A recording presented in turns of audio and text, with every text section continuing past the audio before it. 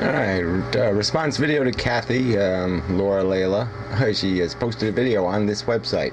Amazing. We have somebody else talking here.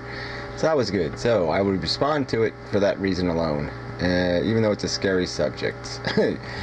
Yeah, breasts. Well, yeah, it's not much to say.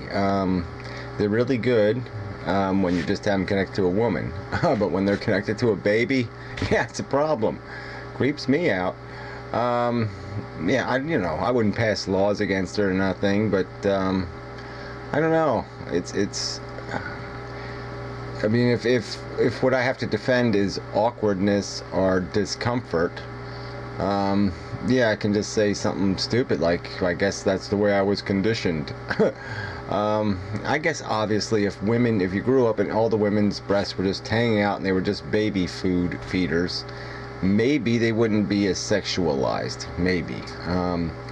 Maybe there's not really much of a native thing. I don't know. Maybe it is all just cultural. The fascination just gets locked up with the privacy of intimacy. And I guess that's what it is. It's like sex is tied to this physical act, and the physical act has to do with physical parts, and the physical parts are obscured. They're kept private, and they're only given to you in this intimate thing.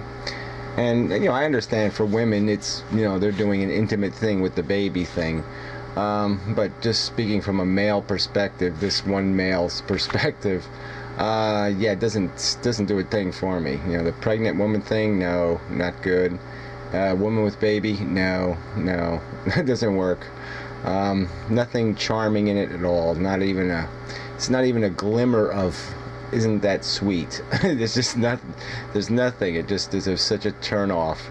So that's all I got to say. I mean, I can only, you said we over sexualize and trivialize, and I suppose there's some of that, sure. I don't know how much. I don't know. There's a certain. There's a certain advantage to over sexualizing. I mean, making sex more interesting and whatever, elaborate, complete. There's nothing wrong with that. So adding some extra parts into the mix, yeah, good, fun.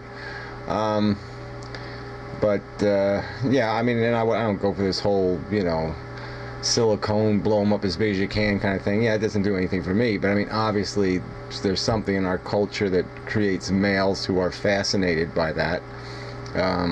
So that works for them. So I can laugh at that like a woman. I can say, what silly men. But I can't say my conditioning is any better or meritorious. It's just the way we're conditioned. So it's a tough question because I don't know what life would mean if you de-emphasized sex, or if you ended up trivializing sex by taking away from it some of these the privacy of it.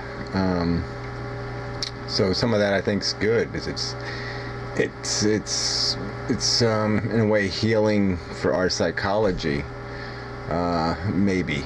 But it's open question. I can't say for sure, but you can't live both ways. It's like being able to argue circumcised or uncircumcised. It's kind of complicated to do both as an experiment. So it's kind of hard to put yourself into some other psychology like that and say, okay, yeah, that's somehow a better psychology. I don't know. So yeah, so breastfeeding, fine, do it. But yeah, don't sell tickets, and don't be offended if I keep my distance. Because it's not even, it's just creepy, but yeah, it's a little bit, it's just weird. Part of me doesn't want to be comfortable around a woman's breasts. I want them to be a sexual thing. I want them to be arousing, and I don't want them to become repositories to feed babies with.